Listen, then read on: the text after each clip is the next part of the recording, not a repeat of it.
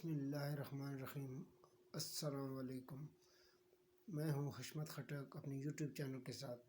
دوستو، آپ سے گزارش ہے کہ چینل کو سبسکرائب کریں اور بیل آئیکن کا بٹن دبائیں تاکہ میری ہر آنے والی ویڈیو آپ کو بر وقت پہنچ سکے۔ تو آج بات کریں گے، ایک تو مریم نواز نے اپنی پارلیمانی پارٹی کا اجلاس بلایا ہے اور اس میں اس نے خطاب کیا ہے، تو اس پہ بات کرتے ہیں۔ اور ایک جو ہے نا، بالآخر شہباز شریف کو بھی دوبارہ شیروانی پہننے کا موقع مل گیا ہے،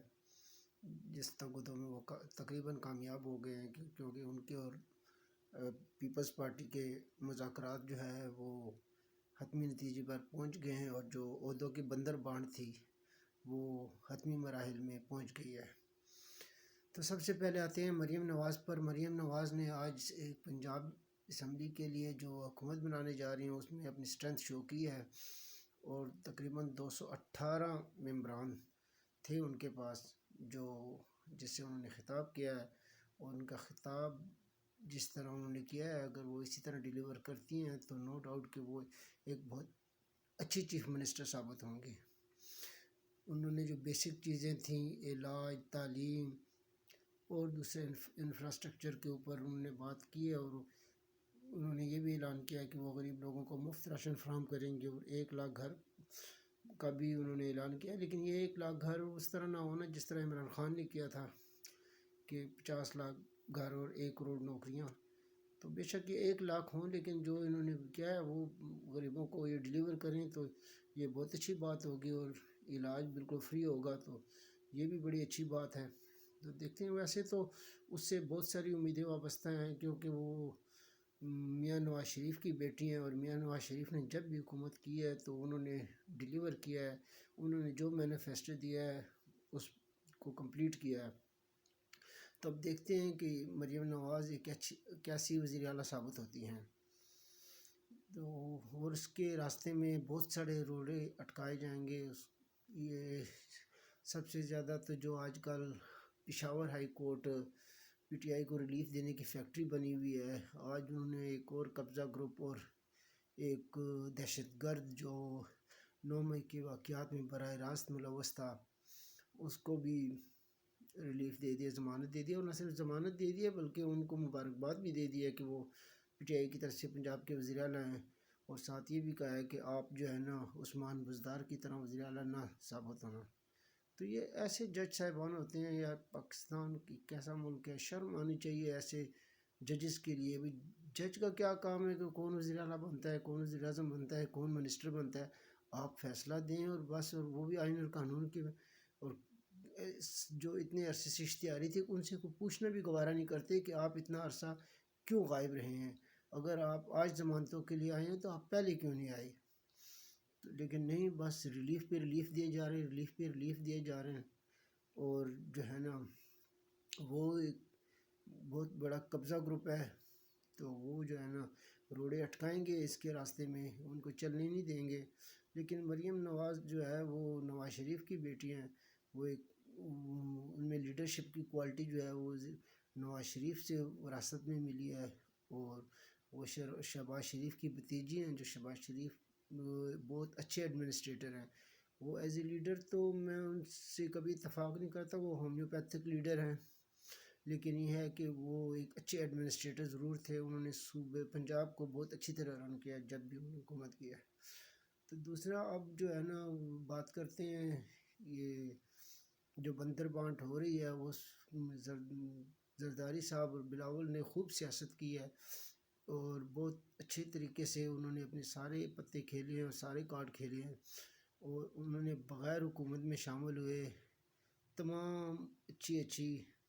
پوسٹیں لے لی ہیں، مطلب سینٹ کے چیئرمین لے لیا ہے، صدارت لے لی ہے، پنجاب کا گورنرشپ لے لیا ہے، کے پی کی گورنرشپ لے لی ہے، اور بلوچستان کی حکومت لے لی ہے۔ تو وہ بہت اچھا، ابھی تو انہوں نے بہت کچھ لینا ہے، تو حق ہے ان کا بھی، ہر سیاسی جماعت اگر الیکشن لڑتی ہے اور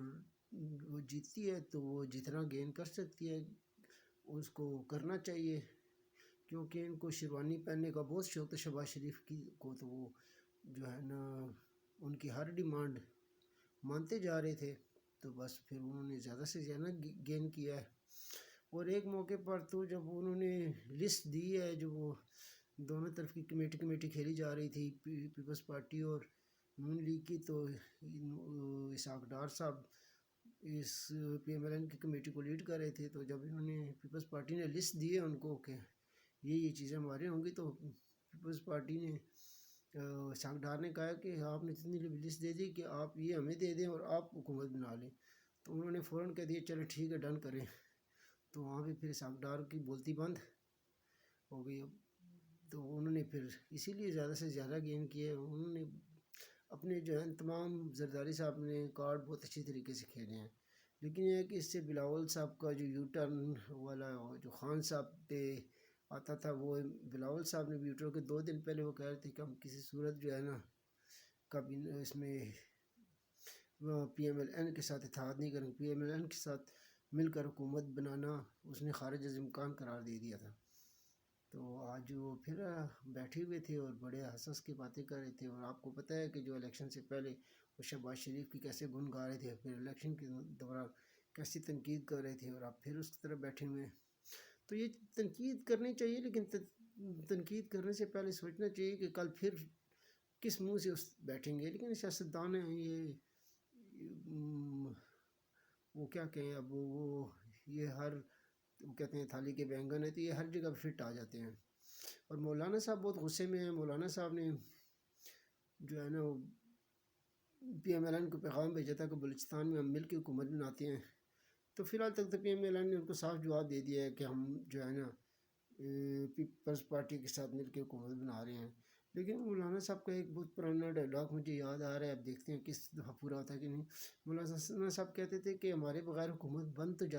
جاتی ہے لیکن چل نہیں سکتی۔ تو اب دیکھتے ہیں کہ مولانا صاحب کے بغیر حکومت چلتی ہے کہ نہیں چلتی۔ ویسے انہوں نے اعلان کیا ہوا ہے کہ جس دن اوتھ لیں گے یہ تمام، تو میں ملین مارچ لے کے آؤں گا اسلام آباد میں، اور دیکھتا ہوں کہ کیسے کوئی اسمبلی میں جاتا ہے اور اوتھ لیتا ہے۔ تو میں تو کہتا ہوں کہ دیکھیں کہ مولانا صاحب واقعی ملین مارچ لے کے آتے ہیں، یا یہ بھی خان صاحب کی طرح جو 25 مئی تھا شاید جو لانگ مارچ لے کے آئے تھے اور 26 مئی کو ڈسپوز کر دیا تھا، تو اس طرح کا پٹاخہ ثابت نہیں ہوتے۔ تو انتظار کرتے ہیں، اب جس دن اوتھ ہوگا تو مولانا صاحب کی ملین مارچ کا بھی وہ کہتے ہیں۔ آج تک کے لیے یہی ہے، تو کل پھر آپ سے نئی خبروں کے ساتھ حاضر ہوں گے۔ اللہ حافظ۔